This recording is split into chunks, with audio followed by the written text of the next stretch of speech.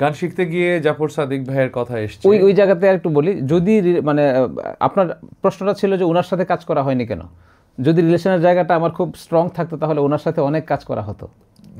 জি, জাফর সাদিক ভাইয়ের কাছে গান শিখেছেন মানে মূলত জাফর সাদিক ভাই না অন্য কেউ বা পারিবারিকভাবে কে মূলত হাতে খড়ি দিয়েছিল? হাতে খড়ি তো জাফর ভাই।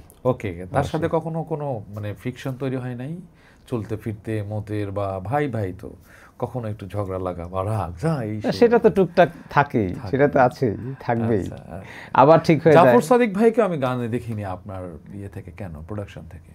না, আছে তো, আছে না? হ্যাঁ, জাফর ভাইয়ের গান হেভেন টিউরে বের হয়েছে, মানে ইমিডিয়েট বের হয়েছে নাকি? ইমিডিয়েট বের হয়েছে। এর আগে ওনাকে নিয়ে লাইভ করেছি আমি। এর আগ থেকে তো উনি গান করে না, গান থেকে তো উনি একটু পিছিয়ে গিয়েছেন। এরপরে উনি যখন মানে আমার কাছে ইচ্ছা পোষণ করলো যে আমি গান করতে চাই, তখন এই যে মোটামুটি মাস 6 আগে উনি একটা গান স্বাধীন বাংলা বেতার কেন্দ্র এই গানটা বের করেছেন তিনি।